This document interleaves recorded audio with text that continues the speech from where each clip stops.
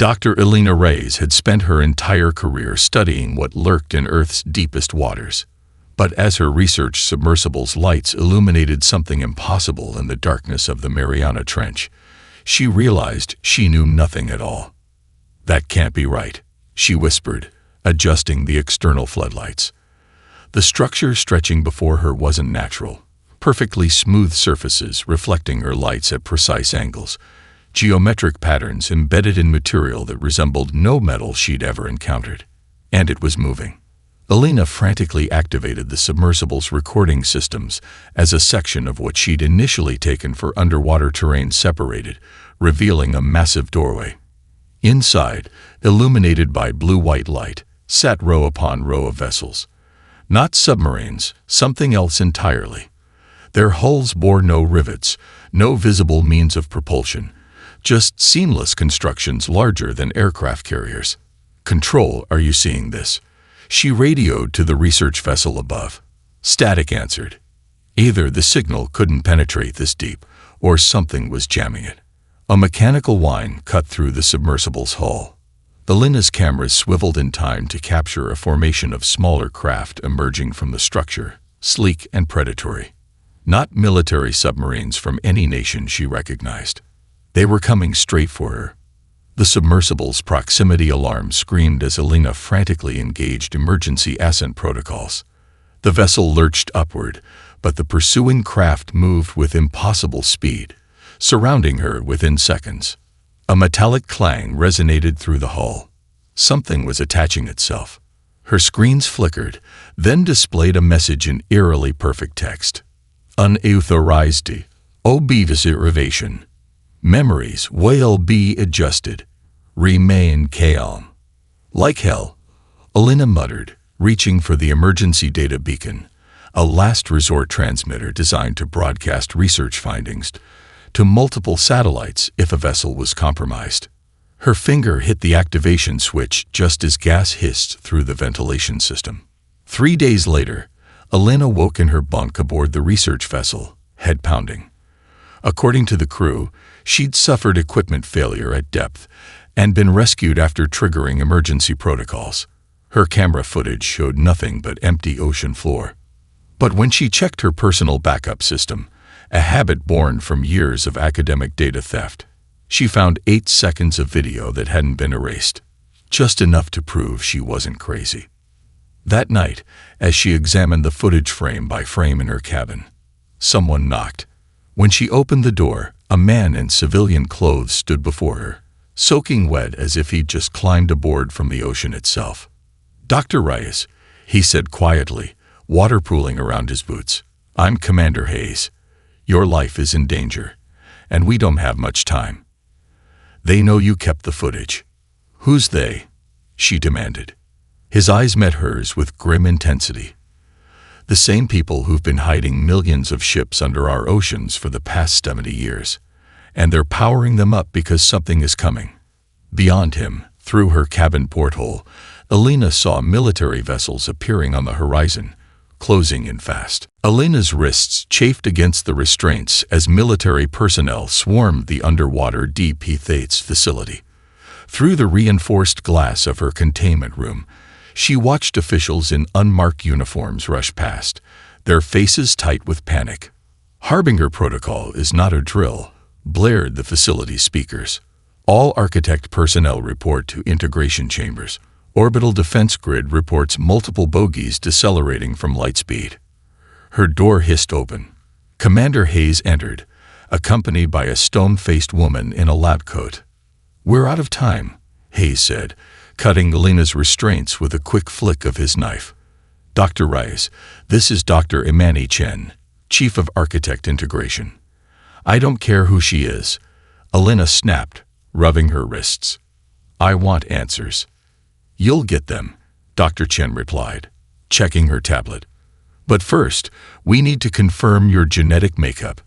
Your parents' files indicate you're a Stage 3 architect, but you've never been activated."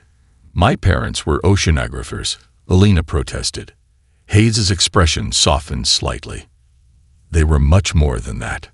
A violent tremor shook the facility. Alarms intensified. "First contact imminent," announced the facility's eye. "Harbinger vessels have breached cislunar space." Dr. Chen gripped Elena's arm. "There's no time for debate. Earth's defense depends on getting you to the neural integration chamber. Now." As they hurried through the facility's massive corridors, Elena glimpsed through massive viewports what couldn't possibly exist: an underwater city stretching for miles, with ships of impossible size docked at gleaming stations. "This place," she whispered. "How long has it?" "Since 1947. Hayes answered as they entered a lift that plunged them deeper. "The first warning came then. We've been preparing ever since." The lift doors opened onto a cavernous circular chamber. At its center stood a transparent pod filled with swirling liquid that glowed with bioluminescent blue light. "What is that?" Elena asked, her scientific curiosity momentarily overriding her fear. "Neural integration fluid," Dr. Chen explained, already typing commands at a console. "It will connect your consciousness to the defense network." "You're insane if you think I'm getting in that thing." Elena backed away. The facility rocked again. Emergency lights flashed. "Surface transmission coming through," announced the AI, displaying on all channels. Every screen in the chamber flickered to life. A humanoid figure appeared, almost human, but with proportions subtly wrong, skin too smooth, eyes too large and entirely black. "People of Earth," it spoke, its voice unnaturally modulated. "This is Commander Frexen of the Consortium Vanguard. Your world has been designated for immediate resource extraction and population processing. Resistance is inadvisable but anticipated. We offer terms for your orderly surrender." The transmission cut to live footage of massive ships materializing in Earth's orbit, smooth, obsidian shapes that dwarf the International Space Station. "Your primitive weapons cannot harm us," the alien continued. "As demonstration, we have targeted an uninhabited location for initial kinetic strike." The screen showed a blindingly bright beam lancing down from one of the vessels toward the Pacific Ocean. Hayes gripped Elena's shoulders. "That's no uninhabited location. That's directly above us." Before Elena could respond, Dr. Chen injected something into her neck. As Elena's consciousness began to fade, she heard the scientist whisper, "Forgive me, but you're our only hope." The last thing Elena saw was her own body being lowered into the glowing blue fluid. Elena's consciousness expanded beyond the boundaries of her body, spreading through the neural network like electricity through a circuit. She was everywhere at once, in the command center where technicians frantically worked control panels, in the massive hangar bays where crews scrambled to battle stations, in the orbital defense satellites tracking the consortium fleet. Most shockingly, she was in the minds of other architects, dozens of them, networked together across facilities spanning the globe's oceans. "Systems integration complete," announced an AI voice that now seemed to originate from within Elena's own thoughts. "Architect Reyes successfully bonded. Battle coordination enabled." The rush of information was overwhelming. Ship schematics, weapons capabilities, strategic assessments, and centuries of hidden history flooded her consciousness. She saw the truth now. The underwater fleet wasn't merely a military project, but a civilization unto itself, built in secret over generations. And she could control it all. "Elena, focus." The thought voice belonged to Hayes, connected through a secondary neural link in the command center. "The consortium's first strike, destroy our Pacific surface facility, but the underwater infrastructure is intact. We need to launch the counterattack now." Through her expanded awareness, Elena sensed the consortium ships deploying smaller craft toward Earth's atmosphere. Their targets were major cities: New York, Beijing, London, Moscow. Without fully understanding how, Elena sent a command through the neural network. Deep beneath the world's oceans, massive sections of what appeared to be natural seafloor began to shift. Entire underwater mountain ranges revealed themselves as disguised hangars and launch bays. From the Atlantic, Pacific, Indian Ocean, and even beneath the polar ice caps, Vessels of impossible size and number began to rise. "My God," came Hayes' stunned thought. "The estimates were wrong. There aren't thousands of ships. There are millions," Alina confirmed as data streamed through her consciousness. The full scope of the underwater civilization stunned her, a parallel human development hidden from the surface world for generations. On the planet's surface, chaos erupted as civilians worldwide live-streamed the emergence. Walls of water rose as vessels larger than aircraft carriers surfaced simultaneously across every ocean. Military jets scrambled in confusion, uncertain whether they faced an invasion or salvation. Alina pushed her consciousness into the orbital defense grid. Through satellite feeds, she watched the consortium invasion force falter as their sensors detected the massive deployment below. Their attack formations scattered, clearly unprepared for such resistance. They expected us to be defenseless, Alina realized. The progenitor was right.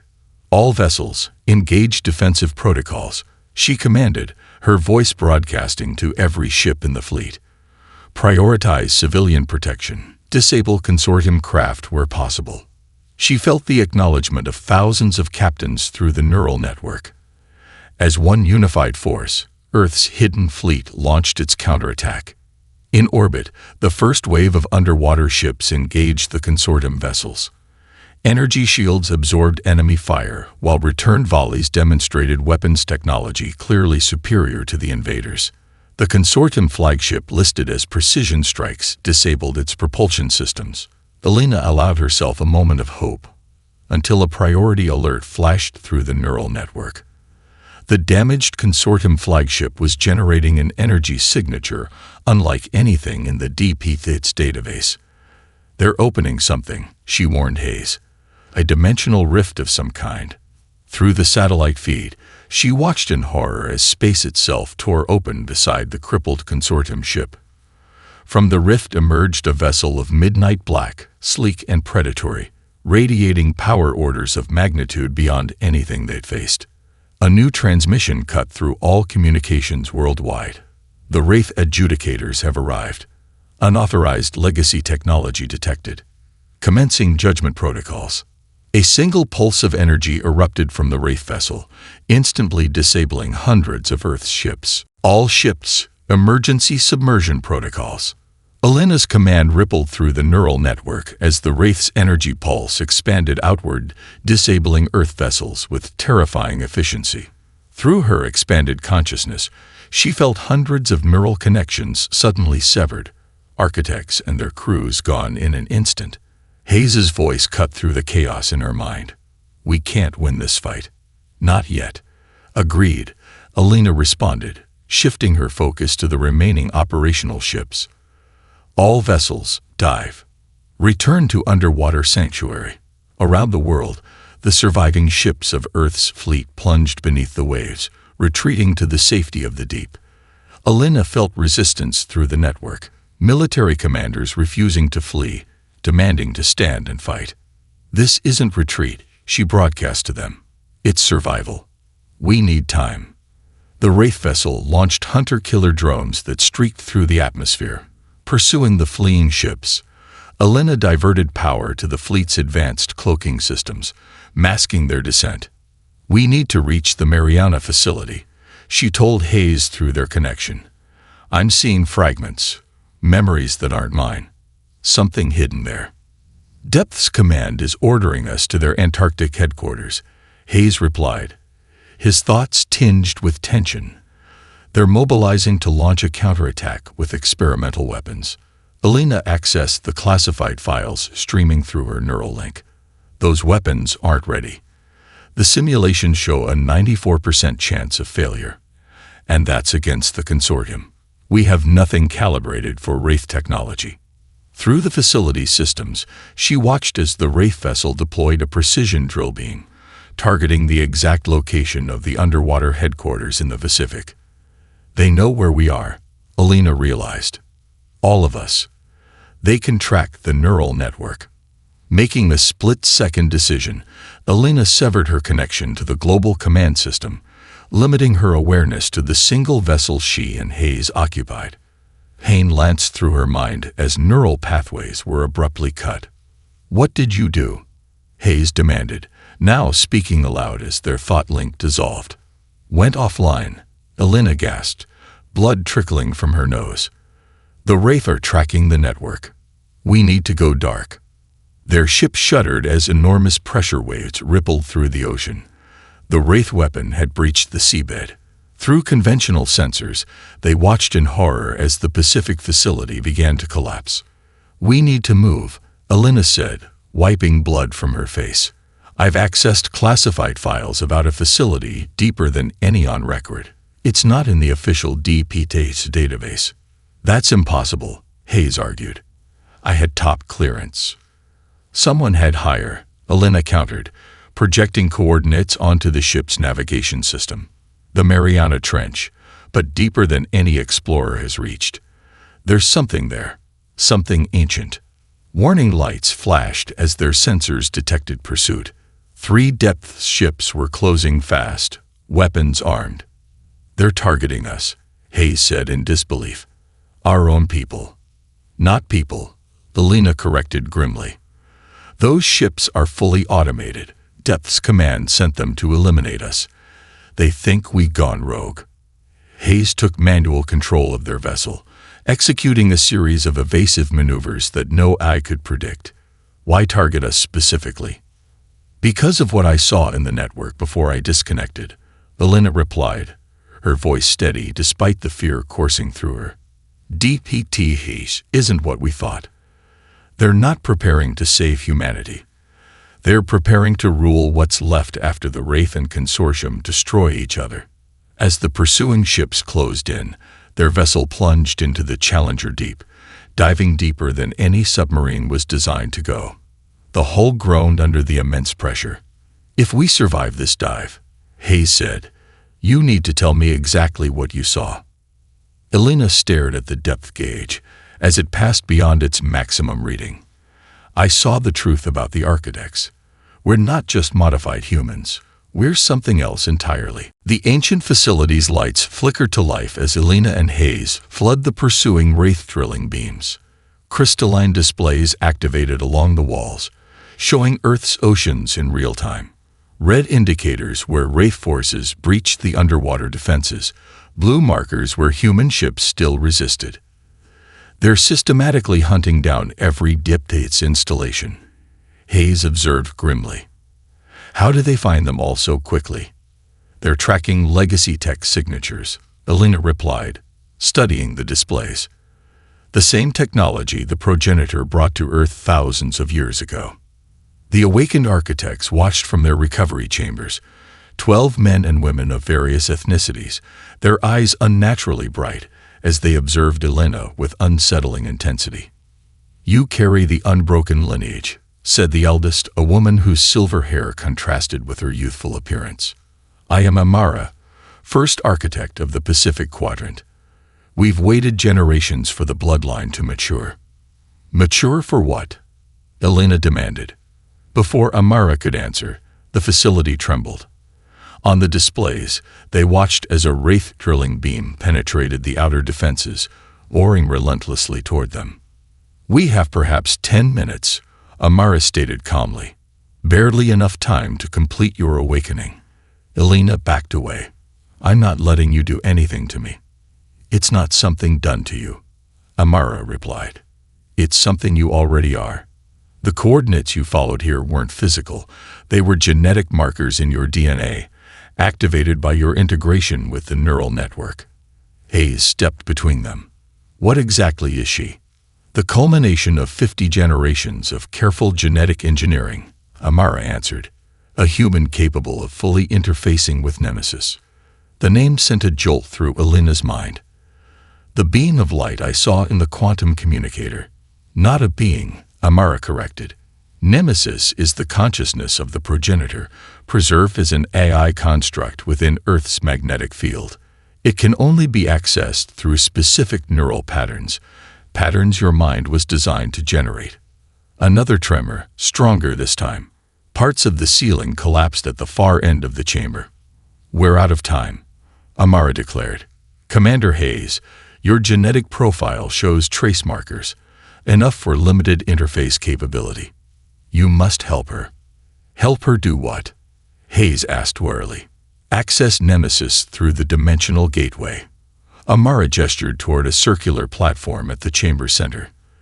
The coordinates aren't physical, but quantum, a dimensional pocket accessible only through the correct neural frequency.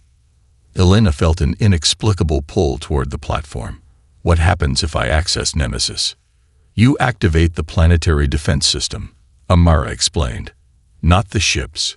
They're merely the first layer. The true defense is the ocean itself. A massive section of the facility's outer wall breached as the Wraith beam finally penetrated. Seawater began rushing in, but instead of flooding normally, the water moved with purpose, forming a barrier between the Wraith beam and the humans. It's starting already, Amara whispered in awe. Your proximity to the gateway is activating dormant protocols. Elena watched in astonishment as the water solidified into crystalline structures, refracting the Wraith energy beam harmlessly away. What's happening to the water? Hayes asked. Molecular restructuring via quantum entanglement, Amara explained. The oceans of Earth contain trillions of nanomechanes, dormant for millennia, waiting for Nemesis to reactivate them. With them, water itself becomes our greatest weapon. The facility shuddered again as multiple Wraith beams converged on their location. Make your choice now, Amara urged Elena. Access Nemesis, or watch Earth fall. The Leviathan emerged from slip space like a planet breaking through dimensions, a massive spherical vessel larger than Earth's moon, its obsidian surface etched with luminous blue circuitry patterns. Humanity's remaining ships, now wielding water as both weapon and shield, held formation against the Wraith fleet when all sensors detected the new arrival. From her position deep within Earth's oceanic network, Elena felt the Leviathan's presence like a weight pressing against her consciousness. What is that thing? Hayes asked, his neural connection to Elena allowing him to share glimpses of what she perceived. A tribunal vessel, Elena replied through their link. Nemesis memories show me. They're the arbiters of technological advancement in this sector of the galaxy. Since merging with Nemesis hours earlier, Elena had changed. Her eyes glowed with the same blue luminescence as the water-based technology now defending Earth. Her consciousness extended through the oceanic nanomachine network, allowing her to simultaneously coordinate millions of vessels while manipulating the molecular structure of seawater worldwide. Through the neural network, she addressed the captains of Earth's fleet. Hold positions. Do not engage the Leviathan. Repeat, do not engage. On screens worldwide, the Leviathan's message broadcast simultaneously in all languages. Unauthorized deployment of legacy technology detected. Planetary evaluation commencing. Prepare for judgment. Hayes gripped Elena's physical hand as her consciousness swam through the vast ocean of information Nemesis had unlocked. Can we survive their judgment? I don't know, she admitted. The memories are fragmented.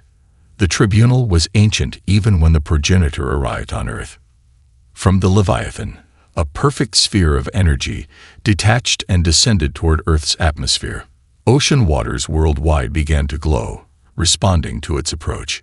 It's scanning the planetary nanomachine network, Elena explained, her voice overlapping with echoes of Nemesis's alien consciousness. The entire ocean is revealing itself as a vast technological system. Through satellite feeds, they watched as the energy sphere bypassed Earth's upper atmosphere and hovered over the Pacific. Wherever its light touched the ocean, the water rose in perfect geometric columns, spinning and reconfiguring into impossible architectural forms. The evaluation has begun, Amara announced, monitors showing her coordinating the remaining architects at facilities worldwide. Elena, you must present our case. How? Elena asked. The tribunal communicates through water itself, Amara explained. The ocean is both courtroom and evidence. Elena extended her consciousness into the transformed waters beneath the tribunal sphere. Immediately, she felt the presence of an ancient intelligence scanning her thoughts, sifting through humanity's history as recorded by the nanomachine network. Images flashed through her mind. The progenitor's arrival thousands of years ago, the first human architects receiving the legacy technology, centuries of secret development beneath the waves, the recent battles against consortium and wraith forces. The tribunal's response came not in words, but in direct knowledge transferred through the water. Humanity was not meant to possess legacy technology. The progenitor violated tribunal law by granting it to an unproven species. Elena pushed back, projecting humanity's accomplishments, our adaptability, our potential. The Leviathan's energy sphere pulsed, and a massive holographic display appeared in the sky above every major city on Earth. It showed a galactic map with thousands of worlds marked, civilizations under tribunal oversight. A new message resonated through the water. The Leviathan has come to render judgment. Your trial by water is complete. The sky darkened worldwide as the Leviathan moved into position between Earth and the sun. Now comes the trial by fire. Trial by fire, Elena whispered, the words echoing through the neural network connecting Earth's remaining architects. The Leviathan's position between Earth and Sun had plunged half the planet into unnatural shadow. Surface temperatures were already dropping, and panic spread across nations still reeling from the revelation of the underwater fleet. Through her expanded consciousness, Elena monitored the tribunal's energy sphere hovering above the Pacific. The water beneath it continued to rise in complex geometric structures, forming a massive crystalline tower that now reached the upper atmosphere. They're building something, Hayes observed, his limited neural connection allowing him to see fragments of what Elena perceived. Not building, Elena corrected through their link. Revealing. The ocean has always been more than water. Nemesis's knowledge flowed through her mind, gradually unlocking the full truth. Earth's oceans weren't merely seeded with nanomachines. They were constructed from them. What humans had always known as water was actually a vast technological system, disguised as a natural feature to hide Earth from detection. In facilities worldwide, the surviving architects received Elena's revelation with shock. The progenitor didn't just give us technology. Amara's thoughts echoed through the network. It transformed our entire planet. A new message from the tribunal resonated through the water network. The trial by fire begins. Your primitive vessels must be reconfigured for interstellar capability. The threat approaches. What threat? Hayes demanded. Before Elena could respond, the Leviathan projected a massive display visible from Earth's surface. It showed a dark wave spreading across nearby star systems, consuming everything in its path. The void resonance, a quantum disruption that unraveled the fabric of reality itself. This is why the progenitor came to Earth, Elena realized as Nemesis's memories clarified. Not to help us advance, but to prepare us as a last line of defense against the void. The energy sphere descended into the crystalline water tower, sending pulses of information through the oceanic network. Elena gasped as new schematics flooded her mind. Designs showing how Earth's underwater vessels could combine into massive ark-like structures. The ships were never meant to fight individually, she told Hayes. They're components of something much larger. Across Earth's oceans, the million ships began to respond to the new instructions, their configurations shifting. Smaller vessels merged with larger ones, materials flowing and recombining like liquid metal. The process was beautiful and terrifying to witness. Humanity's greatest technological achievement, transforming into something beyond comprehension. What's happening to our fleet? Hayes asked, watching through satellite feeds as the ships continued their metamorphosis. They're becoming what they were always meant to be, Elena replied, her voice overlapping with echoes of Nemesis. Arcs capable of carrying not just people, but entire oceans, self-contained water worlds that can survive interstellar travel and the void resonance. The tribunal's voice resonated again. The calculations were wrong. The void approaches far more rapidly than predicted. You have hours, not decades, to complete your transformation. Through long-range sensors, Alina detected the first tendrils of the void resonance appearing at the edge of the solar system, a darkness deeper than space itself, consuming light and matter. "We're not ready," Hayes said, his face pale as he watched the approaching destruction. "We have to be," Alina answered, extending her consciousness deeper into the oceanic network. "The tribunal wouldn't have come if they didn't believe we could succeed." She accessed Nemesis's most secure memories, unlocking the final truth about humanity's destiny, and made her choice. "Everyone," she broadcast to all remaining architects, "I know how to save Earth, but we'll have to rewrite the rules of physics to do it." The void resonance consumed Pluto in seconds. Neptune would follow within the hour. From her position at the heart of Earth's transformed oceanic network, Alina directed the final phase of the planetary evacuation. The million ships had completed their metamorphosis into 7 massive arcs, continent-sized vessels containing self-sustaining water ecosystems. "Final civilian transports are boarding," Hayes reported, his consciousness now fully integrated with Alina's through the enhanced neural link. "We're at 87% evacuation capacity." Earth's surface had become a chaos of desperate activity.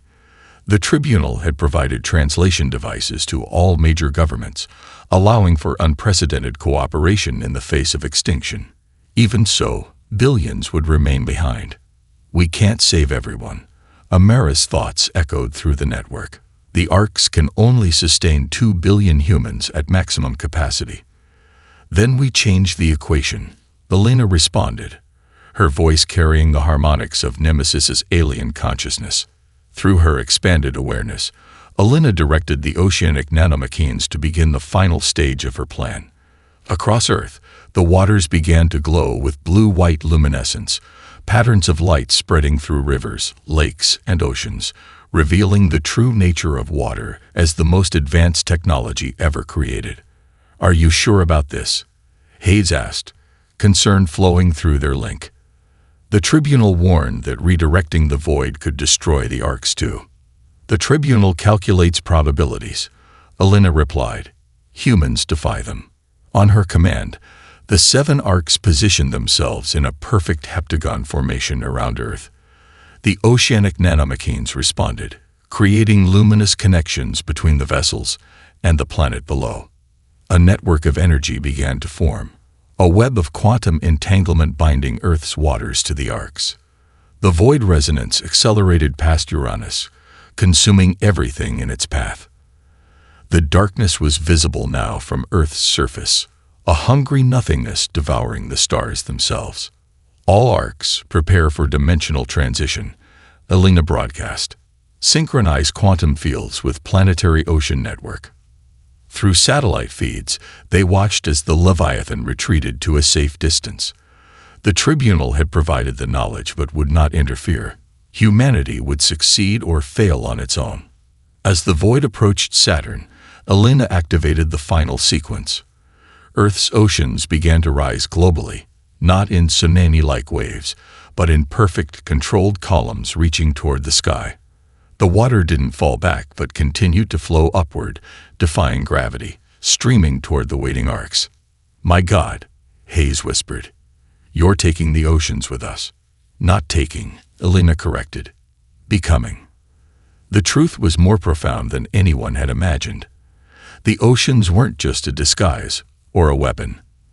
They were the essence of Earth itself, the planet's living consciousness encoded in molecular memory. By transferring the oceans to the Orcs, they were saving not just water, but Earth's very soul. As the last of the oceanic nanomachines transferred to the Orcs, the 7 vessels began to glow with blinding intensity. The quantum links between them strengthened, forming a complete circuit. The void resonance reached Jupiter, its destruction releasing a shock wave of energy that raced toward Earth. "Now," Alina commanded, and released the full power of Nemesis through the oceanic network. The Orcs and Earth itself vanished in a flash of blue-white light, just as the void reached Mars. When Hayes could see again, he found himself standing beside Alina on the observation deck of the lead Orc. Below them stretched an impossible vista, a perfect miniature ocean, complete with weather systems and marine life, preserved within the vessel. Above them, through the transparent ceiling, shone the unfamiliar stars of another galaxy entirely. "Where are we?" he asked in wonder. Elena smiled, her eyes still luminous with the power of Nemesis. "Where the progenitor always intended us to go, the one place the void can never reach." She gestured to the stars above. "The ocean of stars awaits us."